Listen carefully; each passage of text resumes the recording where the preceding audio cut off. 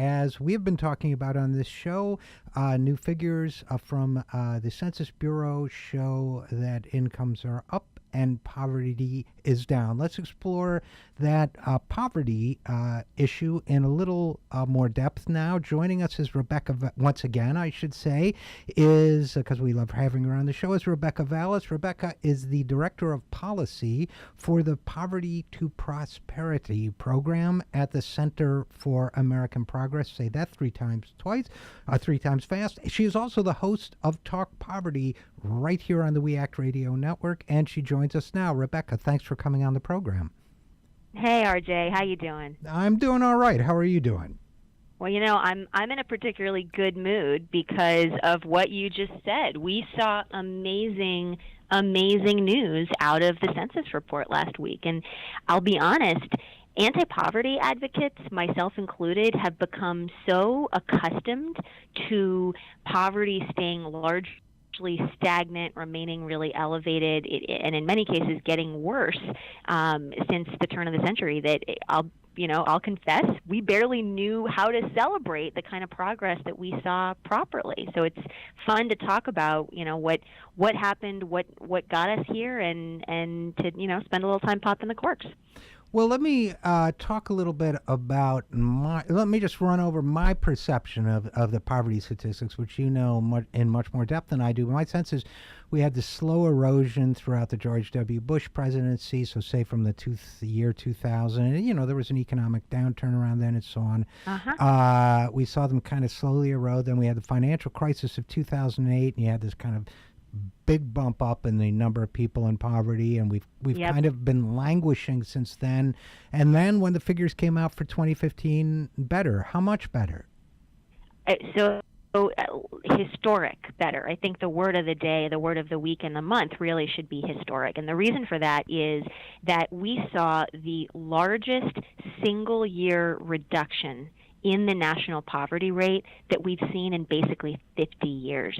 And then, as if that weren't enough, we also saw the largest single year percentage increase in median household income in history since we actually started keeping records back in the late 60s.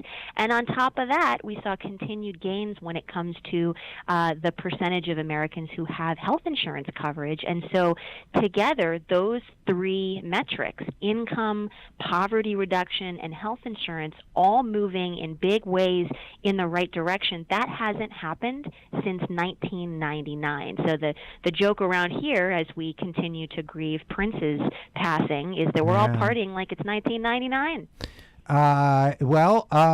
Okay, but let's talk for a second. What happened last year that I saw the Prince reference coming, by the way. What? Did you? A mile away. So what happened differently? I think most people who follow national news would say, well, what was so different about 2015 that we saw these improvements? Sure, you can point to in terms of the number of people insured. You can say, okay, well, the Affordable Care Act was kicking in, so that part is pretty obvious. But and we can get into the income figures, but specifically about poverty, the logical question to ask is, well, what changed? Yeah, so it's not something that happened just in 1 year. What we're finally seeing is the recovery, which reached folks at the top and at the middle a lot.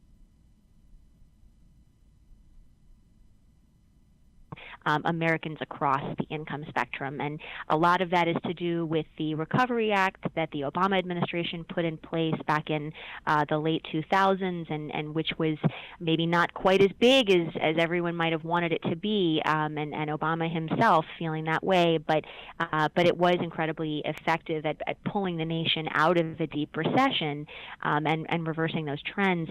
But in particular, one of the big stories here is about the minimum wage.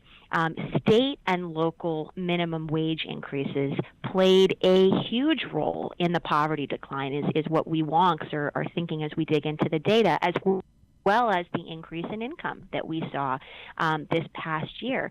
I'm focusing on states and locals here because, as folks on your program are well aware, Congress has failed to move the needle when it comes to raising the minimum wage at the federal level. And that's been a huge reason why we haven't seen further and more important gains when it comes to income and poverty, because that minimum wage has been stuck at $7.25 an hour at the federal level for the past 7 years. And just to put that in context for folks, I think, we often talk about the raw dollar figure for the minimum wage, and people hear it, no, that sounds really low. Well, just to think about how much purchasing power the minimum wage loses every year when Congress fails to act, a minimum wage worker this year has to work 244 more hours than she did last year just to have the same income in real terms. That's what we're talking about when we see Congress failing to act on raising what has become a poverty wage. But the good news side of that being, with states and cities stepping in and saying, you know what, we want to actually do what we can to correct this problem, we're actually seeing tremendous progress in those states where they acted, and we're seeing tremendous differences across the states depending on whether they did take action to raise minimum wages. So really, that kind of state variation highlights the huge difference that policy choices, like whether or not to raise the minimum wage, make. Well, it raises the question, well, first of all, if we really believe, and I think you're right, that a huge driver of this are state and local increases in the minimum wage, it tells us, among other things, that an awful lot of people who are working for a living are nevertheless in poverty, and therefore one of the things we can do is make sure the people who are working for a living don't remain in poverty. And the second takeaway that I get from that is that people have a tendency, particularly I would say Democrats, to say, well, we can't get anything done because the Republicans are controlling Congress. And I would say, without getting into a political discussion about whether that has to be a permanent reality, there's a lot that can be done on the state and local level to change that. So do you find, in digging into the numbers, that this is borne out by, let's say, the biggest decreases in poverty correlating to states or localities that have raised the minimum wage? It certainly is there in the data when you look at incomes. And so when you look at the states that have raised their minimum wages, or that have major cities or localities that have raised their minimum wages, those are the states where folks in the very bottom of the income ladder are seeing increases in their incomes. So we can see that direct connection and the difference that policy makes. But I also want to pull out a thread of something that you just said that is so important. Too often, the vision that people have of, quote, the poor, and I'm putting big scare quotes around that phrase because I really hate it, the poor. The vision that people too often have of who those folks are is really the Fox News conception that you see on terrible fact-free shows on that channel, which is people sitting lazily on their couches eating so-called bonbons, to quote Fox News, and just accepting some kind of free check from the government. Well, the reality is we barely have much of a safety net left in this country. It's been terribly eroded over the years, and we actually just this summer commemorated the 20th anniversary of the Temporary Assistance for Needy Families program, TANF, which was a big part of the erosion of that safety net. But what you don't ever really think of or see in that common misconception of who, quote, the poor are, is people who are low-wage workers working harder than ever, often cobbling together 2 and 3 jobs trying to make ends meet, but because their wages are just too low, they aren't able to keep food on the table, a roof over their heads, and provide for their families. And so that's why wages and the minimum wage have to be a central part of the conversation about poverty. We really have to move past this misconception of who struggling families in this country are. And the one thing I would add, I agree with everything you said. We're talking with Rebecca Vallas, host of Talk Poverty and also of the Center for American Progress. I agree with everything you said, and I would add to it that a point that's been made before, but I want to reiterate, which is when the American people are forced to prevent people who work for a living from starving or from having and not having enough to feed and house themselves, they are in effect subsidizing the large corporations, it's frequently large corporations, who underpay them. That's exactly right. So it's part of the great wealth transfer from the middle class, not to, quote unquote, the poor, as you put it, but to the wealthy corporations and the individuals who own them. So it's another reason why we should be, in my opinion, taxing these corporations at the proper rate and ensuring that they pay a living wage to their workers. Are there any other policies we can point to, Rebecca, besides minimum wage increases that may have contributed so substantially to this decrease in poverty? Well, I think another really critical takeaway from these data is how much the safety net does when it comes to reducing poverty. And so notwithstanding the fact that in many ways it really has been eroded over the years, particularly for people who are not able to work or to work substantially, and that's a large part of the TANF story, the programs that we do have in place, social insurance, public assistance, and I'm thinking about Social Security, tax credits for working families, nutrition assistance, housing assistance. When you look at these programs and you actually look in the data about the number of people who are protected from poverty and hardship by these programs, what you see is that our nation's poverty rate would be nearly twice as high as it is today if not for those programs. Just Social Security on its own protected nearly 27 million Americans from poverty last year. The EITC and the child tax credit, 9.2 million Americans from poverty, many of them children. And the reason that I feel the need to lift that takeaway out of the data is because too often you've got Speaker Paul Ryan out there beating the drum on one of the biggest myths and misconceptions when it comes to poverty, and that's that, quote, the war on poverty failed. He likes to claim that these programs aren't doing anything, and he uses that as a ruse to try to convince the American people that somehow we need to cut them or weaken them even further, and it's because we got to do things differently. Well, you know what? They're doing a lot, and what we need to do is actually strengthen those programs so that they can protect even more people. That's why we're seeing the conversation around Social Security expansion continue to gain momentum and now to even be the consensus position of the Democratic Party, because there's really an increased understanding, I think, among Americans and increasingly, finally, in Washington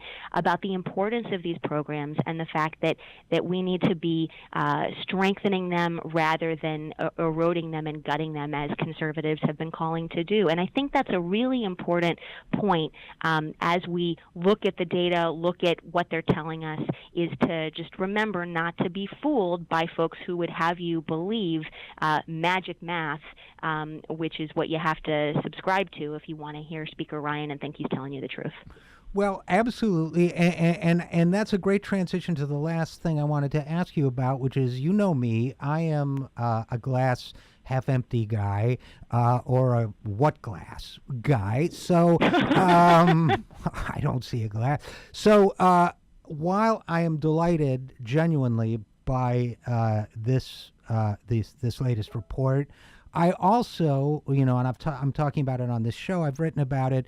Also, we want to point out we still have a higher poverty rate after this than the at least the latest data show for any other Western European democracy, for example, any other developed democracy, and some states in our country, Arkansas, Mississippi, for example, have way higher poverty rates than Western European countries do. So we have a long way to go. You mentioned increasing Social Security, which would do something about that. Obviously, a more aggressive program of increasing the minimum wage, perhaps an increase of the federal minimum wage would be an extremely good idea to address that. What else might help reduce the TANF? We're talking about, the whole notion of welfare to work, but we didn't provide the work. What else might help turn that around and put us in line? Why shouldn't we aspire to do, since we're America, we're number one, you hear that all the time, why can't we be number one in poverty reduction too?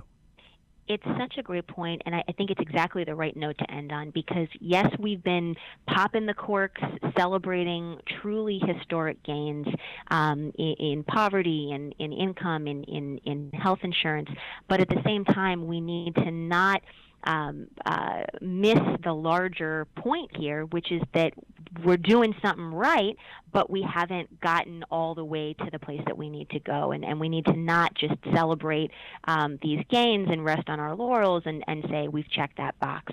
You noted some of the global differences and how pathetically the United States measures compared to our peer nations on these metrics. We also still haven't returned to the levels of poverty and incomes that we saw before the recession, and that certainly should be a goal, because we as a nation were at least able to achieve those levels prior to the downturn. And so I think the takeaway from the fact that we're starting to see the needle move in the right direction is as we look ahead to the next administration and the next Congress and the choice that we have in November, we need to be doubling down on the policies that we know make a difference. And that starts with creating jobs. And it's no secret how we do that. It's about investing in infrastructure, in research, in education. Those are the kinds of things that create jobs. We need to be raising the minimum wage, and that goes hand in hand with further strengthening tax credits for working families, like the Earned Income Tax Credit and the Child Tax Credit. Children are still our nation's poorest citizens, which is a sentence I wish I couldn't and didn't have to utter about the country I live in. But we really do need to be investing in kids, not just because it's inhumane and immoral to have the levels of child poverty or any child poverty in this country, but also because they're the future of this country, and the child tax credit is an incredibly powerful way to do that. We need to be ensuring paid leave, and not the way that some presidential candidates have been proposing it, which is, as you and I were talking about on Ari Rabenhoff's show yesterday, not exactly really having a there. We need to be making sure people and all families with children have access to child care. There's a lot there. Right, and we're going to have to, unfortunately, leave it there. But short version, I would say, all that stuff that's working, let's do more of that. My simplistic summary. So Rebecca Vallas, Director of Policy for the Poverty to Prosperity Program at American Progress, a lot of P's in your title, and host of Talk Poverty. Thanks for coming on the show. Thanks so much, RJ. Always fun. Yeah, you bet. Same here.